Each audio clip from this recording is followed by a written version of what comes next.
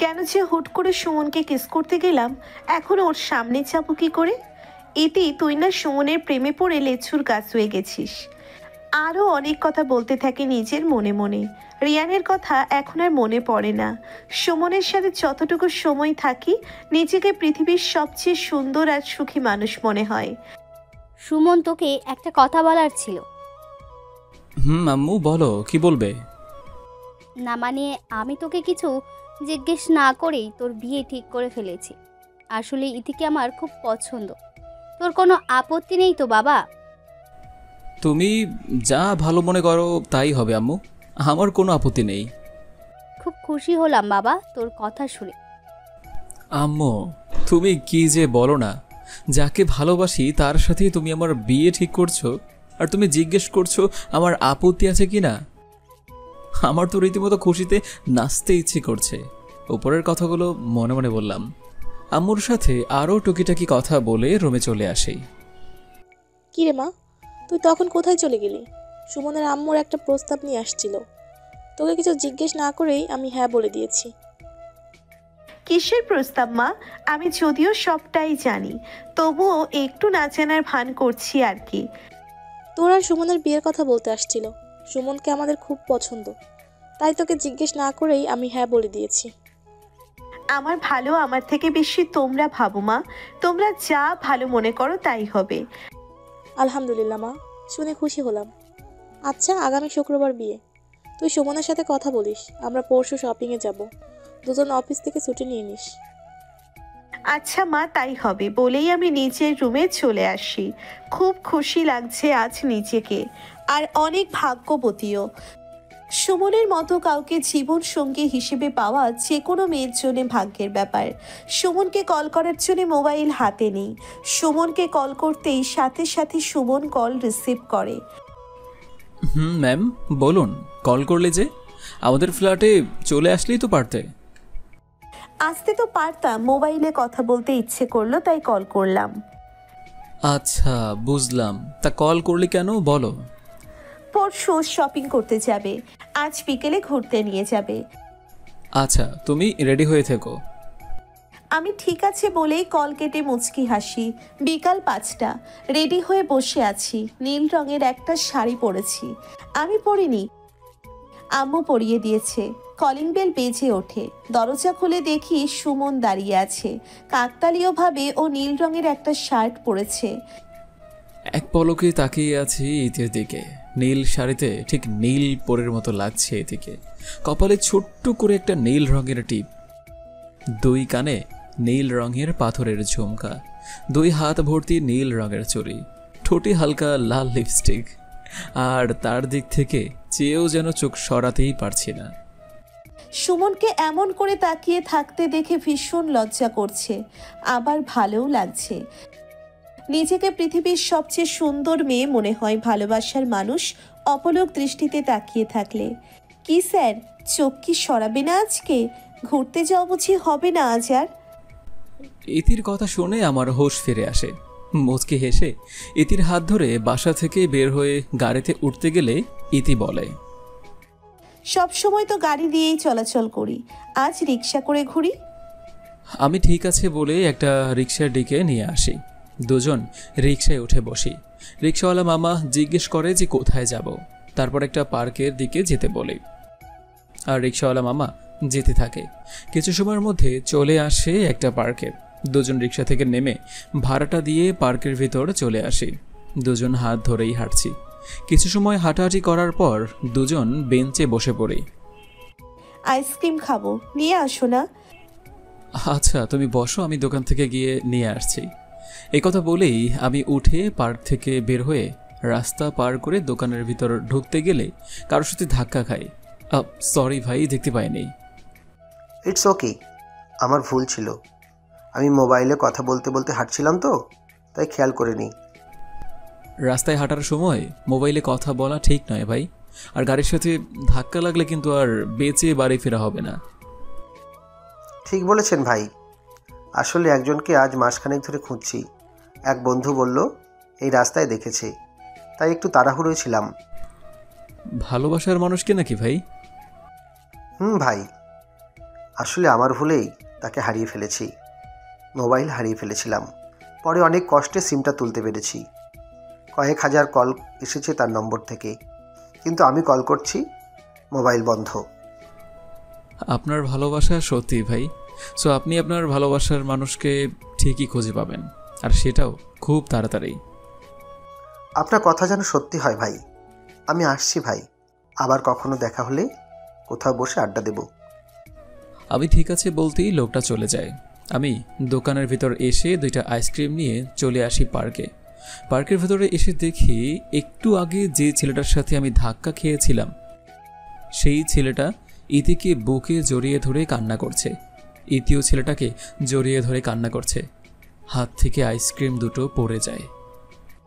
কোথায় ছিলা তুমি? তোমাকে কোথায় কোথায় খুঁজিনি।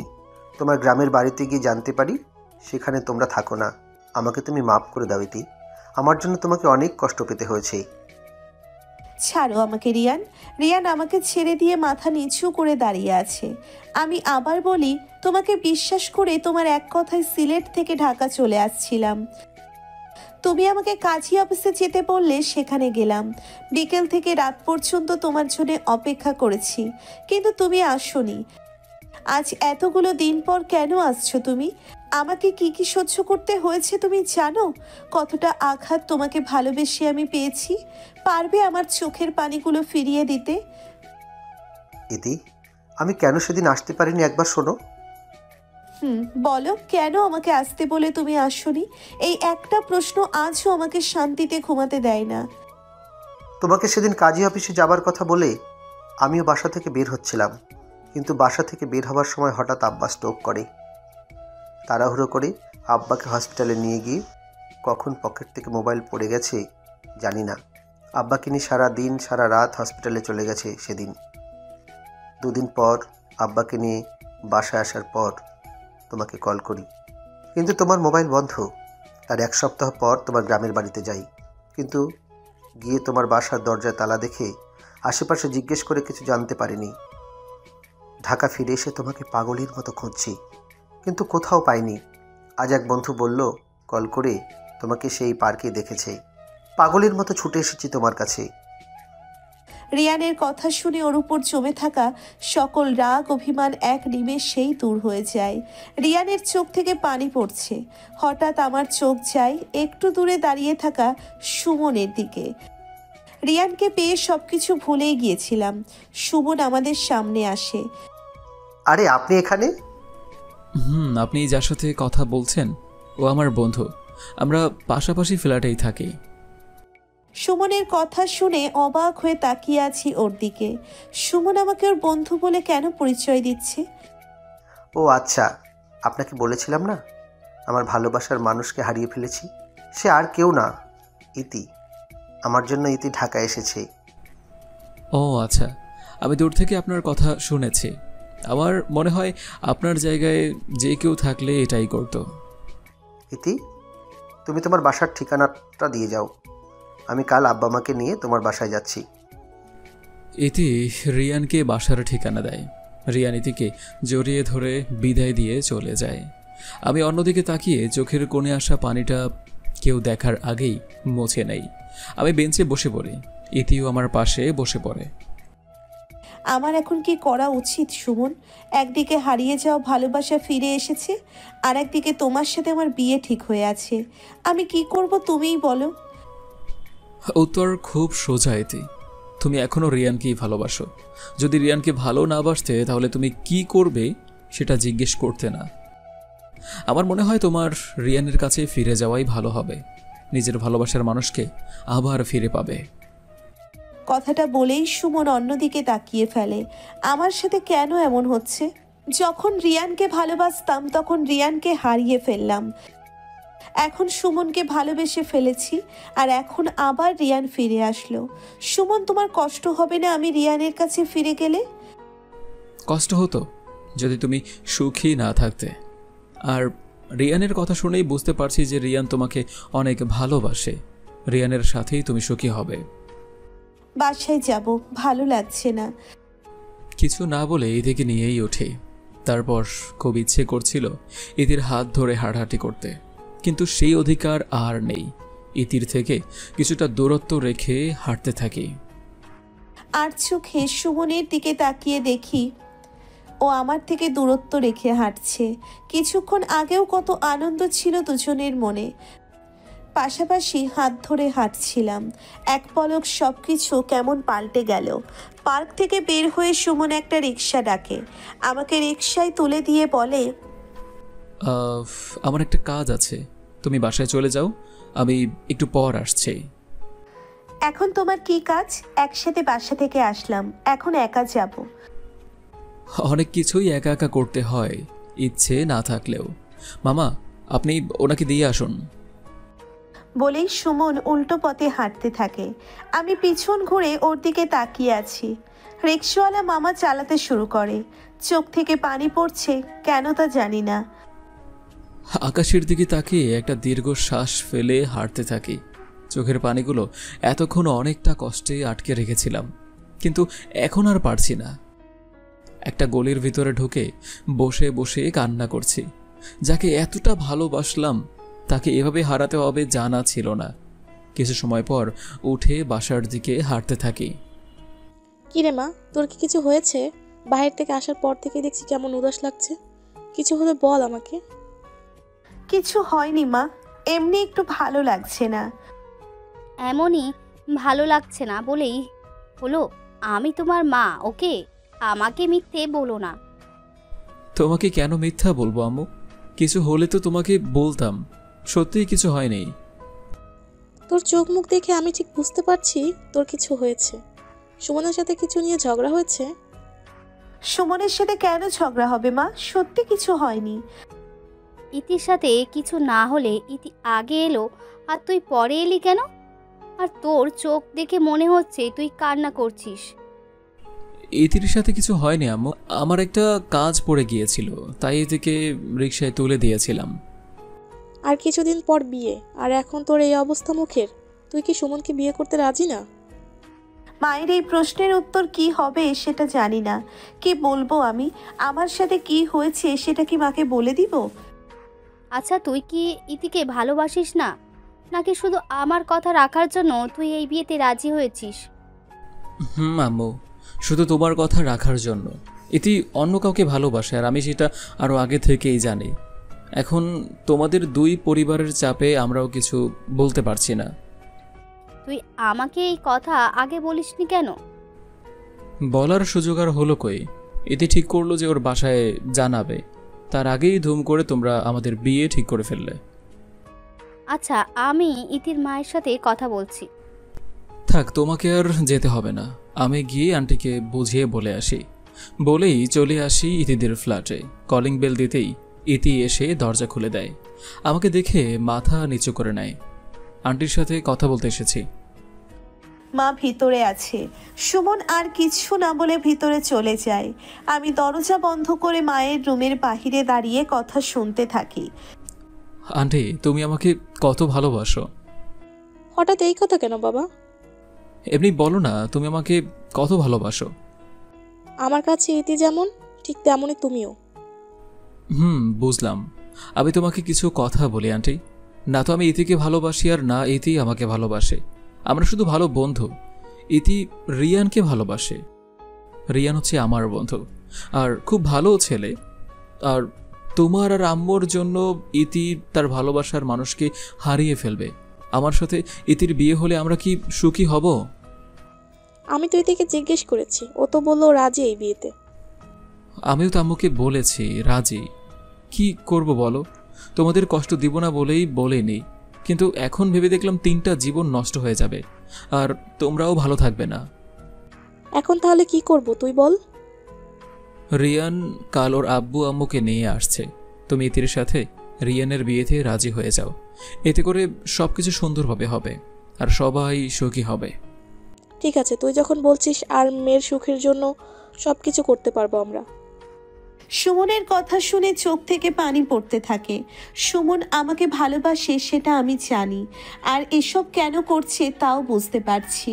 দৌড়ে নিজের রুমে এসে বেডে শুয়ে কান্না করছি। আন্টির সাথে আরও কিছু সময় কথা বলে আমাদের ফ্ল্যাটে চলে আসি। আম্মুকে সব কিছু বলে ওয়াশরুমে চলে আসি। দরজা বন্ধ করে ওয়াশরুমে এসে ট্যাপ ছেড়ে দিয়ে চিৎকার করে কান্না করছি। আন্টিকে যখন কথাগুলো বলছিলাম তখন বুকের ভিতরটা ফেটে যাচ্ছিল, কিন্তু ইতির সুখের কথা ভেবে সব কিছু সহ্য করে নিয়েছি। ভালোবাসায় এত কষ্ট আগে জানলে কখনো ভালোই বাসতাম না।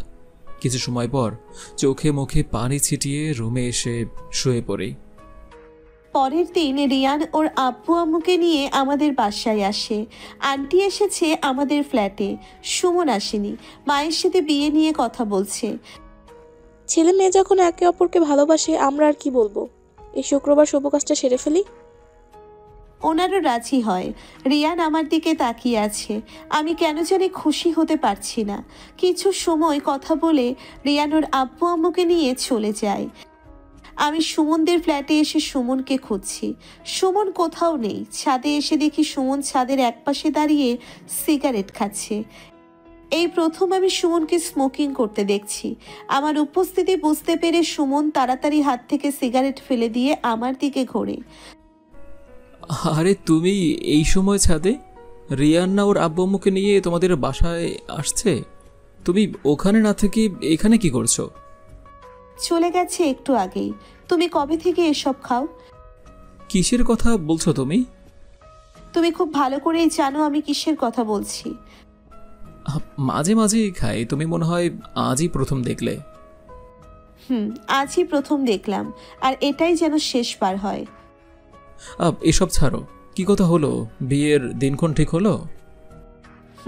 যেদিন আমাদের বিয়ে হবার কথা ছিল সেই দিনই বিয়ে। আমি চুপ হয়ে যাই বিয়ের কথা শুনে।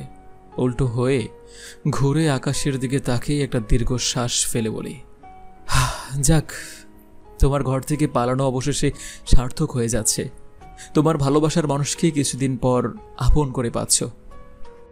তুমি বিয়ে করবে কবে? সে পরে দেখা যাবে। আচ্ছা, আমাকে এক জায়গায় যেতে হবে, আসছি। হ্যাঁ, কথা বলেই এক প্রকার দৌড়ে ছাদ থেকে নেমে যাই। ইতির সামনে থাকতে পারছি না, ভীষণ কষ্ট হচ্ছে। রুমের দরজা বন্ধ করে এক কোণে বসে আছি। পালিয়ে গেলে সুমন? একবার বলতে পারলে না ইতি আমি তোমাকে ভীষণ ভালোবাসি? তুমি আমাকে ছেড়ে চেও না। নিজেকে দয়ালু প্রমাণ করার খেলায় নেমেছো তুমি। ঠিক আছে, তোমার ইচ্ছেই পূর্ণ হোক। পরের দিন বিয়ের সকল কেনাকাটা করি। কমিউনিটি সেন্টারে বিয়ে ওঠানো হবে। দেখতে দেখতে চলে আসে বিয়ের দিন। এই কয়দিন সুমন একবারও আমার সামনে আসেনি। আমি ওদের ফ্ল্যাটে গিয়েও ওর মুখটা একবার দেখতে পারিনি। বউ সেজে বসে আছে স্টেজে, পাশেই বসে আছে রিয়ান। সুমনকে সবার আড়ালে খুঁজে যাচ্ছি, কিন্তু কোথাও নেই।